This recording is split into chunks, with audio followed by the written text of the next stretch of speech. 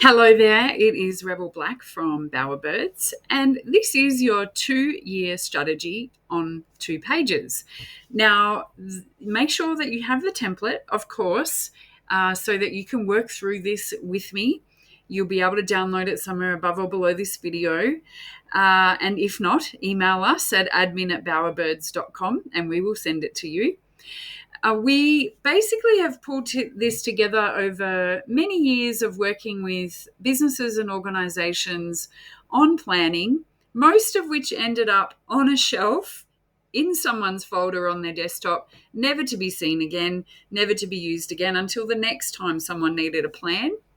And so what we wanted to come up with was something that people would use, that they would iterate, that could be stuck up on a wall in a place where everybody is seeing it, and will be something that people will use and embed as part of their operations in their businesses or enterprises. I've even used this in my personal life. So just in managing all of the enterprises and things that we've got going on, I actually create one of these for my life. So it can be used in all kinds of ways. And the idea of it is that it's bringing it together in one place with a very specific coding and design in the way that we've put it together. So I'm excited to step you through it. So we're essentially sandwiching the actions between information about the business, the internal stuff, and then the information about the customers or clients that you love to work with, or the external.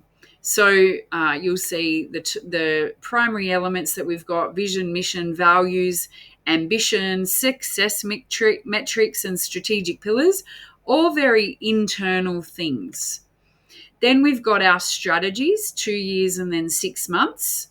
And then we've got our key audiences, the positioning, and the questions we ask, which are external facing. So this gives us the opportunity to really think about the double sides, the two sides that we need to be really considering when it comes to us building our strategies and our actions. Are we serving the organization? And are we serving the people that we're here to serve? Our customers, our clients, our partners. So we first get started in filling this out. Now, I'm not going to go into detail on vision and mission because we have other trainings available for those things specifically if you want to go more deeply into that, and also on the values. Then I highly recommend watching those other trainings. Hopefully you will already have your vision and your mission and your values articulated, especially if you're not new to this, and you just drop them in, copy and paste the vision, the mission, and the values. If you don't have them, I suggest doing the training that we will be providing. So again, reach out to us if you haven't got easy access to that, and we'll happily share it. The ambition is a slightly different one, and this relates more specifically to the time frame of the plan. Now, we recommend this as a 2-year strategy, but some of our clients work on a 5-year strategy, and some are even bold and ambitious enough to have a 10-year strategy. So it is up to you what time frame you use on this, but the ambition that you have is relevant to the time frame. So it is like the coding in your enterprise around what is your ambition for that period of time? What do you hope will have been achieved? So the vision and the mission tend to be really big picture. The ambition is more the picture of the time frame. So in 2 years' time or 5 years' time, what is the ambition for the organization? Our success metrics are the areas that we are going to measure success in. Now, very often everybody's first thing is how much money we're making, and of course that's important, but it might also be your impact metrics. It might be your culture. It might be how you're measuring your culture. It might be how you're influencing metrics that are going on in the greater world. What are you seeing changing in outside of your organization that you attribute your success to? We recommend maybe having between 2 and 5 ultimate success metrics that are going to give you something to have in your ambition, that you'll know you were successful in your ambition through these metrics. And so the two of those really go hand in hand together as to how they're going to be expressed. Now, the strategic pillars are the focus areas. So these are the key 5 focus areas. We recommend no more than really about 5. Some people stretch to 6, and probably no fewer than 3. This will be your focus again on the time frame of the plan. What are the areas that you're really going to put your attention on? So that might be, for example, customer or member acquisition. It might be sales and marketing. It might be your culture. It might be some growth specific areas of growth. It might be succession or exit. So every organization or business is different for this, but it's really, again, it's like filtering down from your vision, your mission, your values. What is your ambition for the time frame of the plan? How are you going to measure that? And then what focus areas are you going to have as your strategic pillars that are going to help you achieve ultimately your vision as a direct ripple effect of those other things and of their implementation? The next thing that we look at is peeling it down even further. What are our strategies to implement for our strategic pillars? So we recommend maybe 2 to 3 in each of the 5 pillars, or each of the however many strategic pillars you've got. And these will be the ones that are achieved in 2 years' time. If the 2-year plan, if it's 5 years or 10 years, you'll change those time frames, but we're just, for example, using 2 years. So what are the key strategies that are going to help you realize your ambition and success metrics in those strategic pillars? And then you peel those strategies back into 6-month actions. So you can see how it's all building on each other. And every step of the way is really helping you design and reverse engineer from the step before.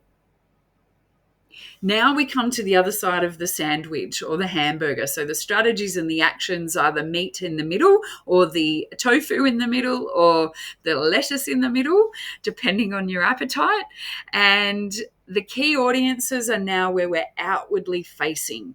We've been very internally facing to now. So now we're going to think about who are our key audiences. And we have, I think we've got 5 sections there that you can fill out, 5 of your key audiences.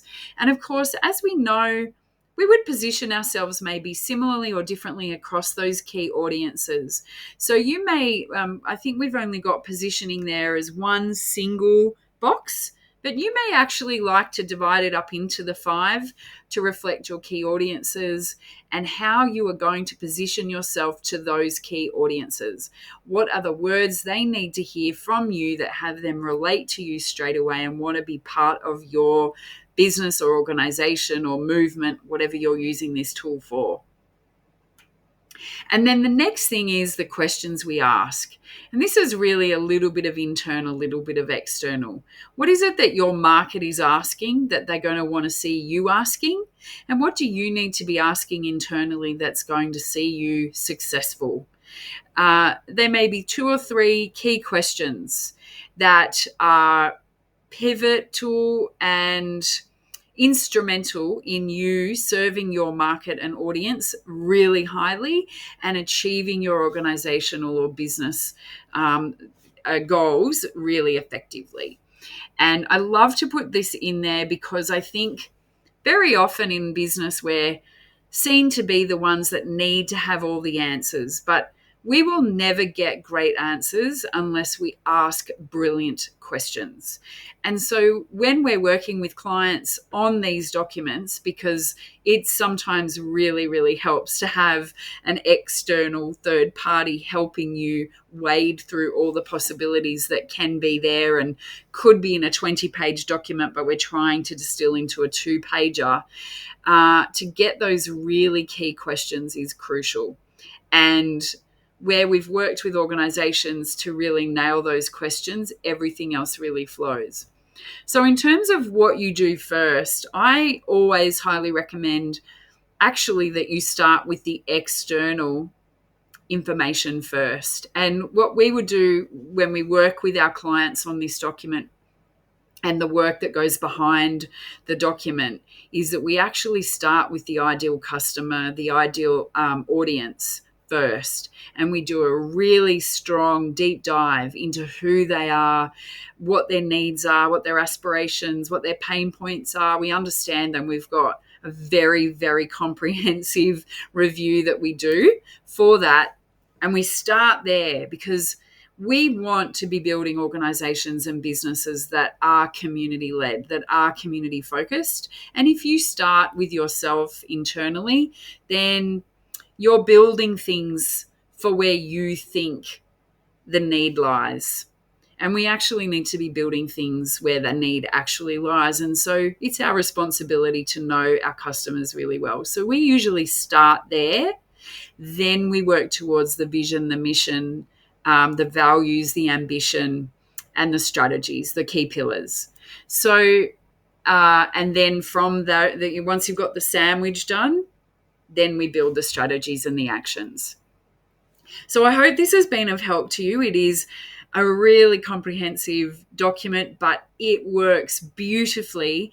And I can tell you, having worked with organizations and businesses in 20-page, 30-page, sometimes even 40 or 50-page business and strategic plans, that these ones work just as effectively, and they get used every single year, and sometimes even more frequently, like quarterly, as a review point and making sure people are checking in. And of course, you can have more in-depth implementation strategies or business plans that come out from this that depend on your specific need. You know, you would build more comprehensive plans or strategies.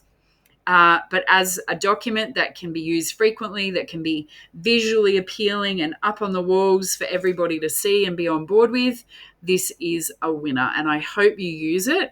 Please let us know that you're using it and that you're loving it, and help other people get access to it. Please share this tool and share this video so that other people can be using this strategy as well. And of course, if you need support and you want support, reach out to us. There'll be a link above or below this video, or email us at admin@bowerbirds.com. We'd be absolutely happy to share, to help you, and also to work out ways that we might be able to support your enterprise or business to really embed this as part of your practice, best practice in what you're doing. May your bow be blessed.